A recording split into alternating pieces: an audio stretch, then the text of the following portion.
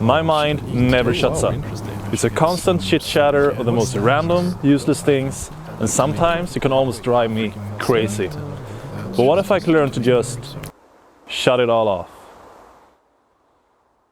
When we went to India, I got the opportunity to read some good books about the mind and meditation. There was one line that really stuck with me, and it went something like this. Your mind is like a sharp knife, but if you overuse it, it's going to turn blunt. Why do we spend countless of hours in the gym, training our physical body, but completely neglect our most important asset, our brain?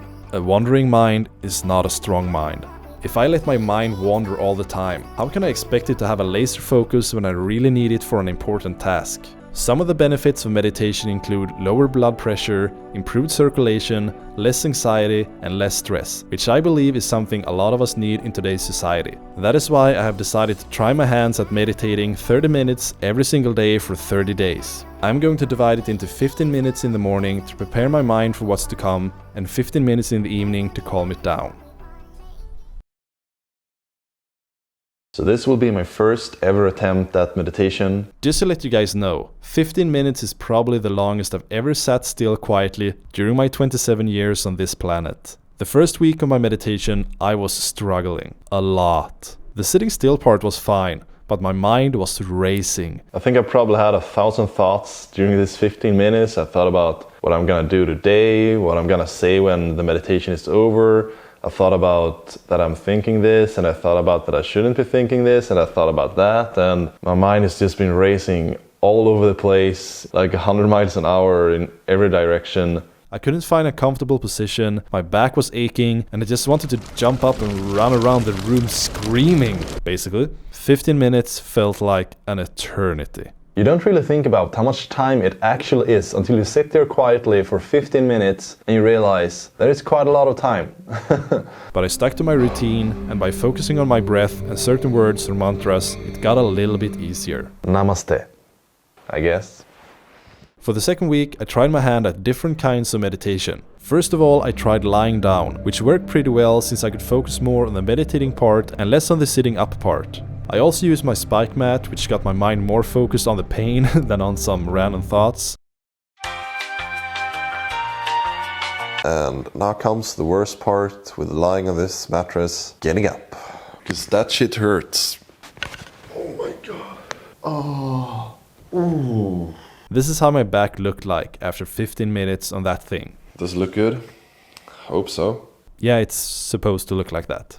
Lying in the child's pose for 15 minutes was a bad idea since my feet hurt a lot. So that is something I'm probably not doing again. Something that I did try and would most definitely recommend, especially for beginners, is guided meditation. It really helps guiding your mind in the right direction and to stay focused. I still had a lot of issues with not thinking, since that is something I'm really not used to, but by the end of week 2, my body started to get into the routine, and sometimes I even looked forward to sitting down to meditate. Then I tried my hands at meditating outside in the beautiful sunny weather. So I just finished 15 minutes of outdoor meditation for the first time of my life. There were quite a few distractions, people talking, walking by, mopeds, but I really enjoyed sitting in the sunlight and feeling the wind and the nature around me. This is probably something I'm going to do again, but at a more serene place. Not in the middle of a field with a lot of people. Hi. Over the last couple of years, I've been reading and enjoying a few books from Robin Sharma, and in one of them specifically, he mentions a form of meditation where you're supposed to just stare at a flower or something similar and notice every detail and just focus your mind solely on this object. And I thought to myself that today was going to be a good day for me to try something similar. But then I realized I don't really have any flowers. At least no real good ones. But I did find this.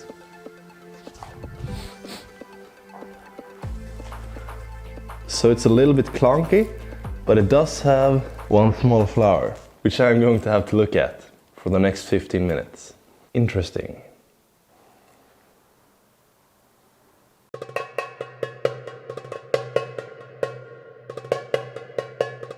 So my 15-minute meditation is up, and how did it go? I guess pretty well. It was interesting staring at this flower for 15 minutes. Kind of different just because I haven't meditated with my eyes open, just eyes closed, lying down, sitting up. So this was a new experience. This is a really cool flower, especially when I decided to put it up against the sun and I could see the light shining through it and I see all the freaking textures inside. And I was like, yeah, damn, that's a cool flower.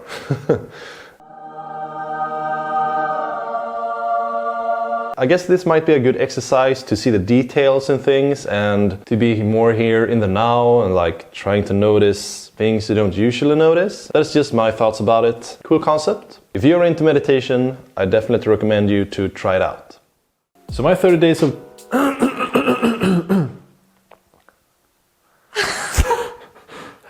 So my 30 days of meditation is over, and how did it go? Did I turn into a guru? Did I find the answer of life and the universe and everything? Not really, but it was actually pretty good. During these 30 days, I did manage to calm my mind down a lot more during the meditating time. I didn't see any significant improvements outside of my meditation, even though I found the meditation part much easier in the end. I didn't get any awakening, if you could call it that. But I think I just need more time to practice meditation because, as I said, my mind is probably a little bit more crazy than most minds. It is literally never quiet, it never shuts up. Even though this challenge is over, I am going to keep meditating every single day, hopefully, as long as I have time. I mean, I do have time, I just have to make time for it. Because I feel that it is actually very important. Just as you train your biceps or anything else, you should also train your brain.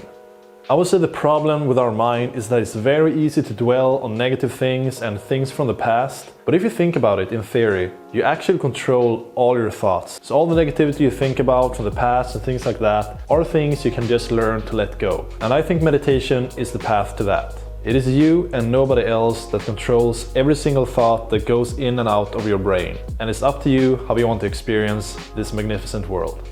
If you have any questions, let me know in the comments and I will answer them for you. And otherwise, I'll see you in the next video with more challenges, more learning things, and other crazy stuff.